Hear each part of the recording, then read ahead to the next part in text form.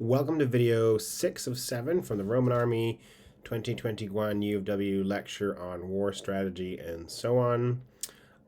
The previous video I showed you basically some pictures of the frontier in Britain and in Bulgaria and in Jordan, and showed you some forts and some reconstructions and walls and stuff. In this case, in this video, the focus is on what exactly were these dudes.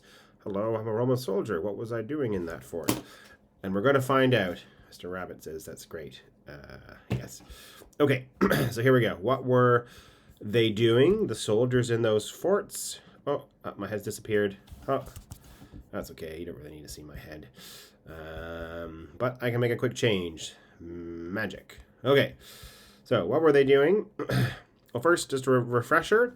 Okay, here is a picture of Hadrian's walls, one of the mile castles. I still can't remember. I just had dinner anyway. So what were they doing in places like this? You know, there are all sorts of possibilities. People have looked at ancient sources, the text, to try to get a sense of what the material evidence shows us. Just to give you a couple of examples, which we will discuss on Wednesday. One comes from Appian's Roman History. In the preface, he says, "Some nations have been added to the empire by these emperors, and the revolts of others have been suppressed.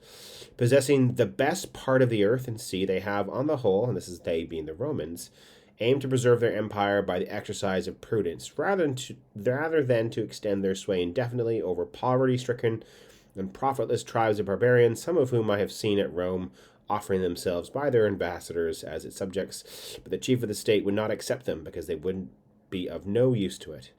On some of these subject nations they spend more than they receive from them, deeming it dishonorable to give them up, even though they are costly. They surround the empire with great armies, and they garrison the whole stretch of land and sea like a single stronghold."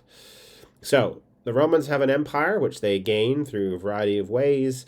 The Romans are on the one side, barbarians on the other side, but the Romans only expanded their empire up to a point. So they only went for those places that were worth having. And some would come to Rome and ask to be made partner, and the Romans said no, because it's no good. And so they surrounded their empire with armies and soldiers, and fortifications to keep them out. So this is Appian's view, writing, believe, in the 2nd century CE.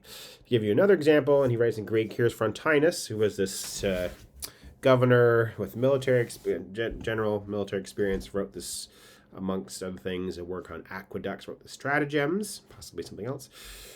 And he said, "When the Emperor Caesar Domitianus Augustus Germanicus wished to crush the Germans who were in arms, realizing that they would make greater preparations for war if they foresaw the arrival of so eminent a commander as himself, he concealed the reason for his departure from Rome under the pretext of taking a census of the Gallic provinces. Under cover of this, he plunged into sudden warfare, crushed the ferocity of these savage tribes, and thus acted for the good of the provinces." So he again is conveying the sense that it's for the good of the people who live in the provinces. It's a bit of a variation on Appian's theme, crushing the barbarians. So is this what they were doing? I mean, okay. To some degree, yes. Okay, external defense.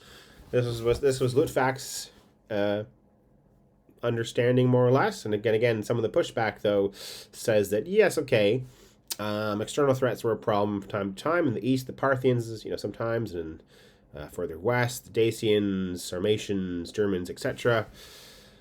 But a good part of what soldiers would be doing is sort of consolidating things and consolidating their position post-conquest, and again, looking to the actions of the civilians inside the provinces and watching out for them. So the army again was placed in provinces and bases. The capture the forts I showed you, they would launch campaigns further beyond. So from those, mile, in theory, from places like this, the Mile Castle, they could go beyond being on this side, okay, of the wall. This is inside Roman territory. This is beyond. So send out raids, in theory, in this and other places, okay?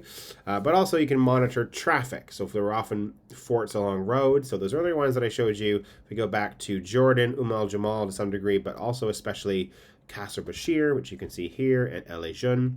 Okay, they were along major roads in Jordan, and they would, in theory, be monitoring traffic. And we know there's some other cases as well. But sometimes, of course, the issue was internal, and they might not only would they be going beyond the wall, but they would go in this way to look after and watch over, perform police-like functions. We're going to come back to this later, but that's an issue as well. So communities arm, disarm, revolts, etc.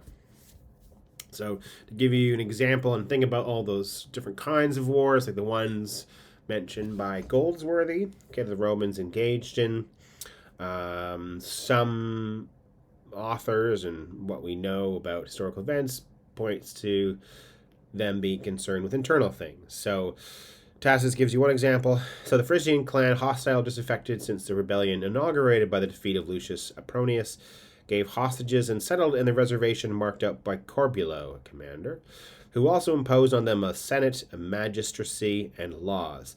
To guard against neglect of his orders, he built a fortified post in the district while dispatching agents to persuade the greater Chauci to surrender and to attempt the life of Ganassus by ruse. So there's a whole bunch of things going on, but they take over this place, they stop this rebellion, they set up fortified posts, and they look out for the people. That's kind of like what's been implied by this point here. Now, there are other examples of, again, rebellions, revolts. This is a thing that the Romans did when they went to all kinds of wars they fought. So another famous example is Boudica in Britain in 60-61 CE. Not an uprising that in many ways the Romans started for all sorts of reasons. The Jewish revolt, which I mentioned before too, and then there were a couple of others, one in 115, 116, and around Cyprus, possibly, 250,000 people killed, and then a second major revolt with possibly upwards of 500,000 and similar numbers in the first one. So those are some possible activities of Roman soldiers. So that's what they were doing, launching wars beyond, engaging in wars within, and everything in between. And that ends this 6th video.